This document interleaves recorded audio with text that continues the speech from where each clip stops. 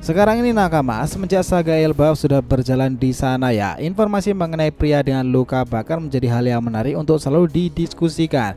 Dia adalah pria yang diduga mengetahui tempat terakhir Road Poneglyph nih, sumber dari kunci yang akan mengungkapkan rahasia terbesar dunia itu sendiri. Sebuah jalan menuju Laughtale dan juga One Piece itu apa? Pria ini bukan hanya penjaga rahasia tersebut nih, dia adalah bagian dari sejarah yang bahkan pemerintahan dunia ingin kubur dalam-dalam tuh. Apa yang terjadi jika dia muncul kembali ke permukaan? Apa yang akan terjadi pula jika dia itu membuka rahasia selama ini yang terkubur tersebut? Mengubah seluruh peta dunia dalam sekejap kah? Karena hingga sekarang dia sangatlah misterius ya nakama. Bahkan Nico Robin sendiri juga bertanya-tanya, siapa sebenarnya sosok tersebut? Ya sini menarik. Selamat datang teman-teman, kita akan bahas cerita ini dari Mimin di sini, Joy Boy The Library of Nika. Let's go, kita mulai ceritanya.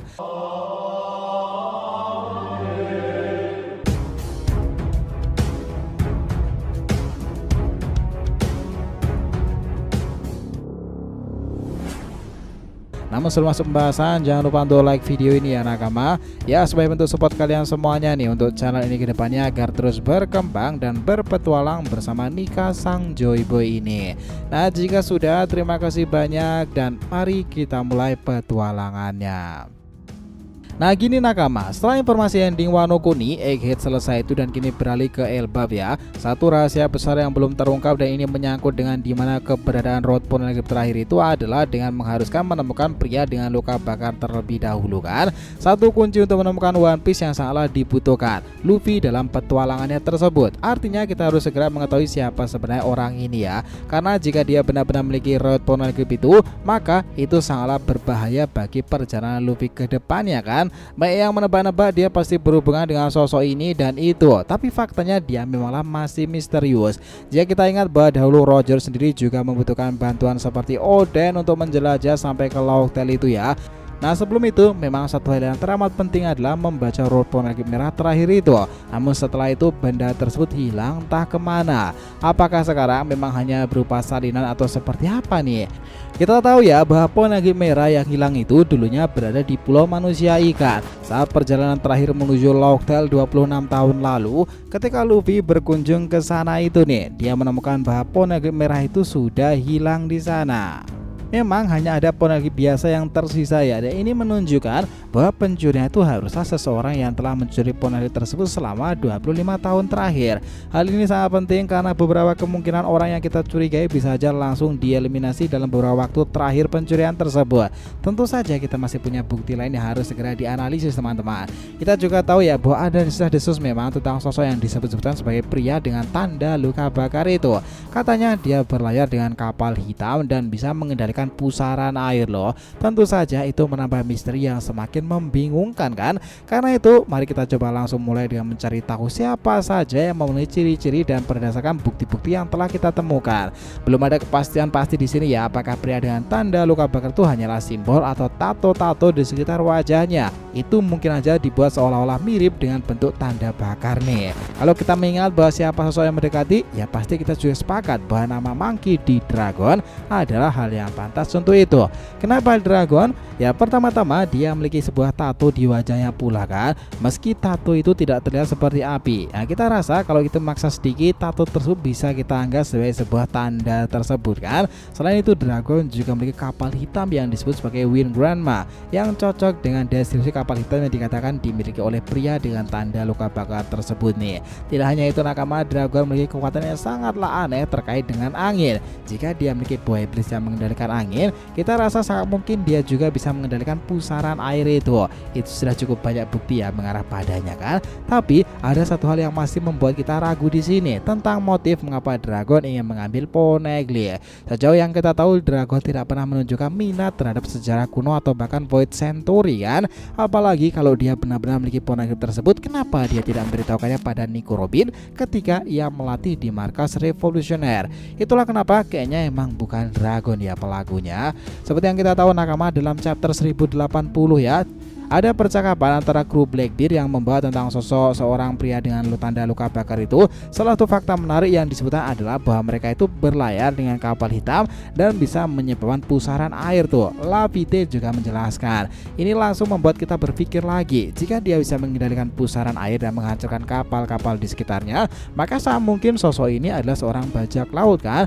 Sekarang jika kita bicara soal bajak laut pula, maka kelompok yang paling mencurigakan itu adalah Rocks Pirate. Pada masa lalu kelompok ini sangatlah dekat dengan mempelajari sejarah kuno dan juga poneglyph. Beberapa anggota terkenal seperti Big Mom, Kaido bahkan sudah memiliki poneglyph mereka sendiri. Ada kemungkinan besar bahwa kelompok ini tahu banyak tentang poneglyph itu. Mungkin ada seseorang dari kelompok Rocks yang masih hidup yang berperan dalam pencurian ini nih. Kalau kita ingat betul beberapa anggota Rocks Pirate yang patut dicurigai, pertama-tama nih kita ingin ngebahas tentang Wang Zi ya, atau yang dikenal pula dengan nama Ochoku. Ochoku itu adalah mantan penguasa pulau bajak laut dan sempat terlibat dalam insiden Rocky Port ya bersama Blackbeard dan juga Trafalgar di Waterloo. Nah, di sana ada yang menarik adalah bahwa Law itu diketahui pernah mencari poneglyph di pulau bajak laut yang kala itu berhubungan dengan Ochoku kan. Ada kemungkinan besar bahwa dia itu terlibat dalam pencurian ini sob. Namun kita harus ingat pula bahwa setelah insiden Rocky Port itu apakah Ochoku bisa benar-benar menguasai poneglyph dan mengangkutnya? Ya itu pertanyaan besarnya ya.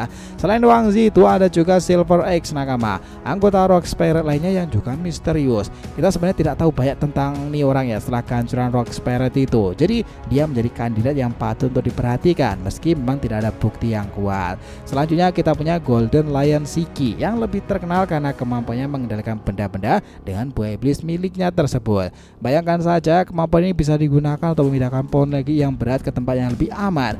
Namun meskipun kemampuannya cocok, Shiki telah muncul dalam film Strong World ya dan tidak terlihat terlibat dalam pencurian poneglyph. Jadi ya kita rasa Shiki juga bukan orangnya tersebut ya. Ada teori yang menarik yang harus kita pertimbangkan jika kita pikirkan kembali tentang keberadaan poneglyph yang hilang itu. Mungkin poneglyph itu sebenarnya tidak dicuri melainkan dipindahkan untuk alasan keamanan. Karena pada waktu itu pulau manusia ikan berada di bawah kekuasaan Whitebeard kan.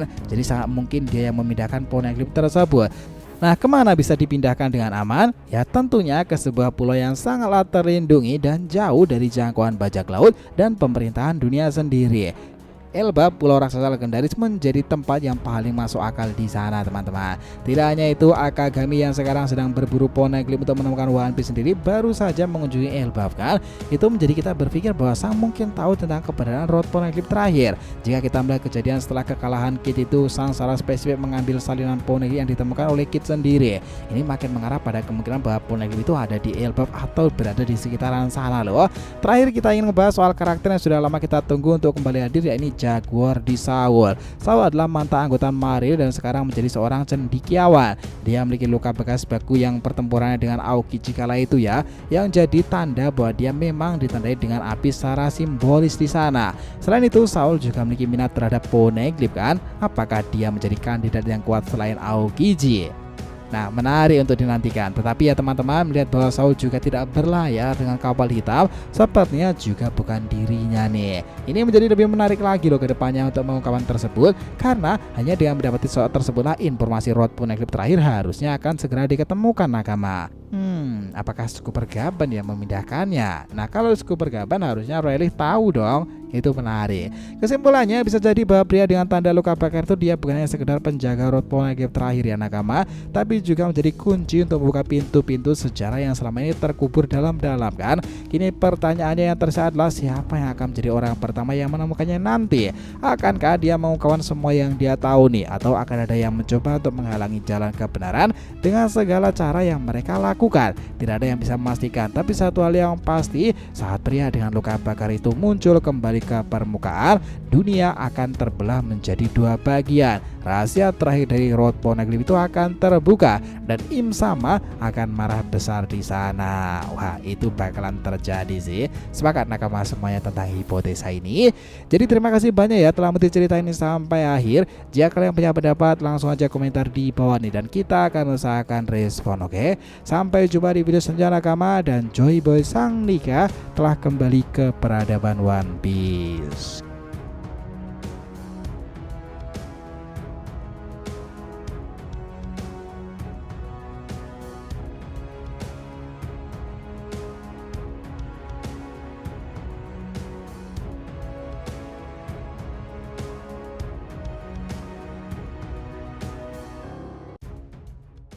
Oh.